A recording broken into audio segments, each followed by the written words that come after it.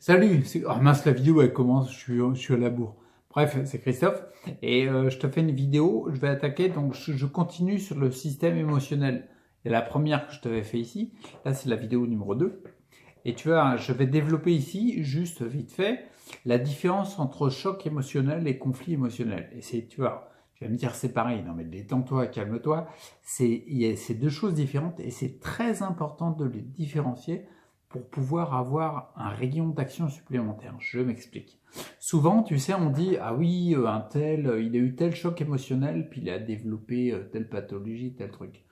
On voit bien qu'il y a un lien avec les événements qu'on vit et surtout, tu vas voir dans la vidéo, les conflits que ça engendre en nous. D'accord?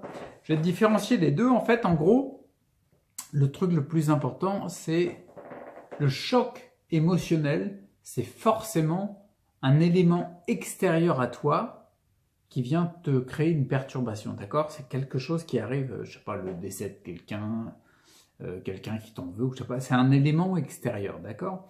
Et le conflit émotionnel, c'est le trouble, la perturbation que ça provoque en toi, c'est intérieur.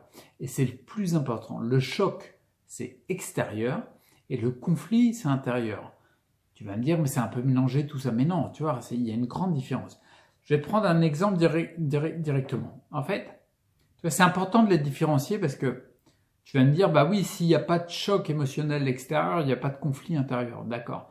Moi, je vais dire autre chose, d'une autre façon. Essaie de le voir différemment. S'il n'y a pas de conflit intérieur, il peut arriver toutes les choses extérieures, il n'y aura pas de choc. S'il n'y a pas de conflit en toi, le choc, bah, c'est plus un choc. Je vais prendre un exemple.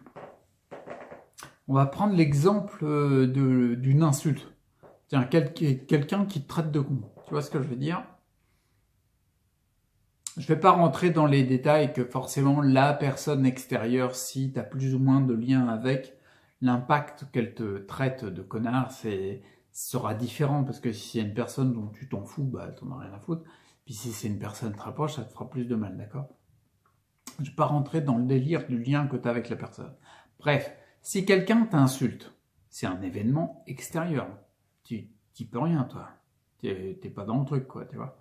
Donc la personne, par exemple, elle traite de con.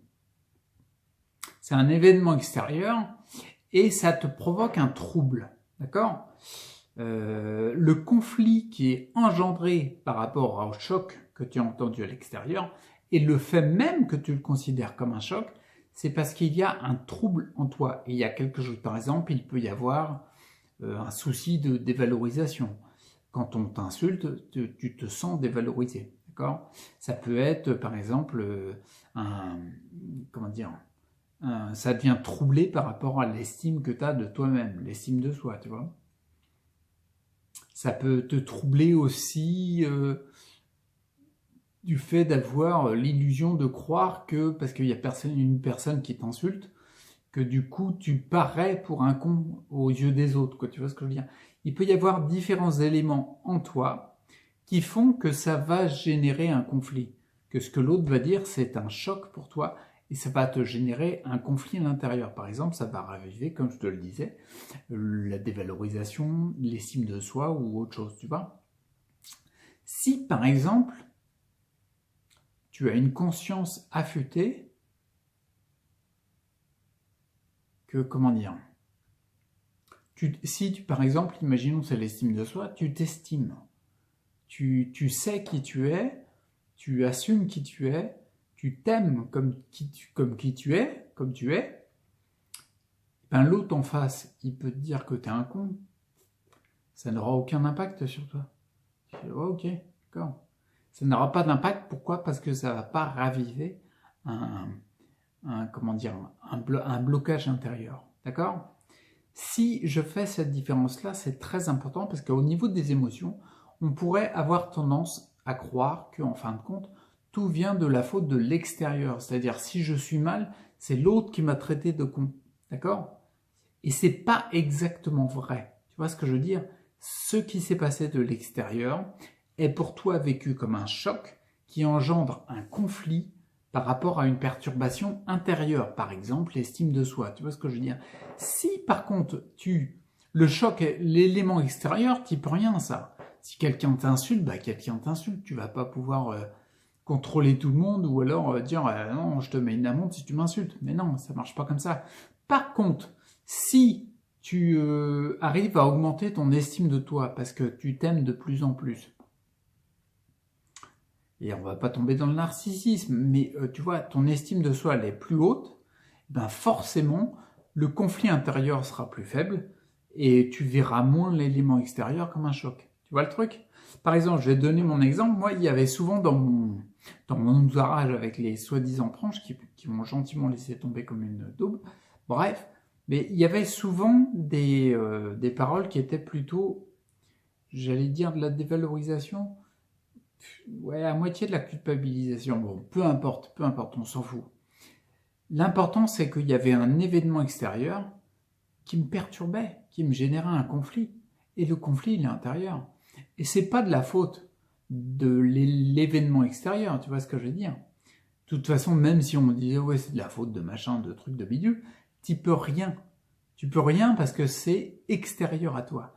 Par contre, le conflit que ça génère en moi, ça m'a permis, en me rendant compte en effet qu'il y a un conflit en moi, de me dire, bah, peut-être s'il y a par exemple, la dévalorisation, si je ressens de la dévalorisation et que ça me perturbe, il se peut qu'il y ait quelque chose d'important à travailler, mais en moi. Et ce qui est génial, c'est que ça, du coup, je peux le travailler. Tu vois ce que je veux dire? Et par exemple, bah oui, tu vois, en effet, peut-être le fait de m'assumer plus, de m'aimer plus aussi, tu vois.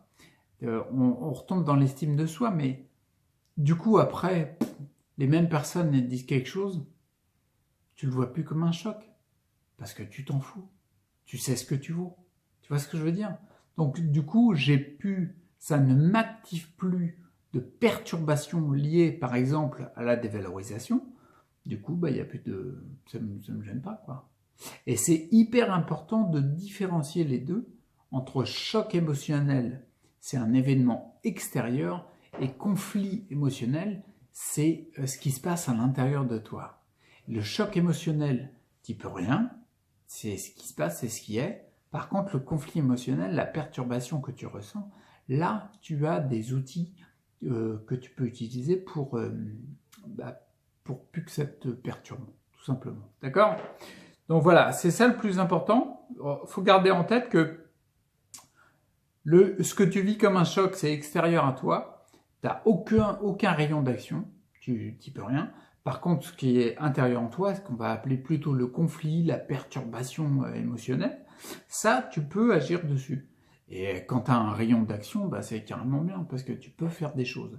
Alors bien sûr, il y a plein d'outils, hein, tu vois. Par exemple, quand tu as des perturbations émotionnelles, moi, un de mes outils préférés, c'est les fleurs de bac. C'est vraiment respect les fleurs de bac. Merci Edouard Bach, hein, rien à voir avec le compositeur Jean-Sébastien Bach. Donc Edouard Bach, lui, il a fait les petites fleurs, et les petites fleurs, c'est hallucinant à quel point, lorsque tu as notamment un conflit émotionnel, une perturbation émotionnelle qui vient par un élément extérieur, mais qui est activé, ouais, c'est comme si ta perturbation, elle est réactivée par un événement extérieur. Tu prends une fleur de bac, quand c'est la bonne, ça, tiens, j'ai encore eu l'exemple il y a 3 jours, tu vois.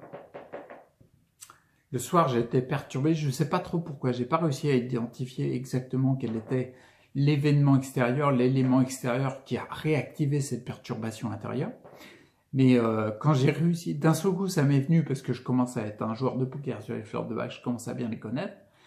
Bref, d'un seul coup, je me suis dit, oh purée, d'un seul coup, je me suis dit, il me faut la 06, la Cherry Plum.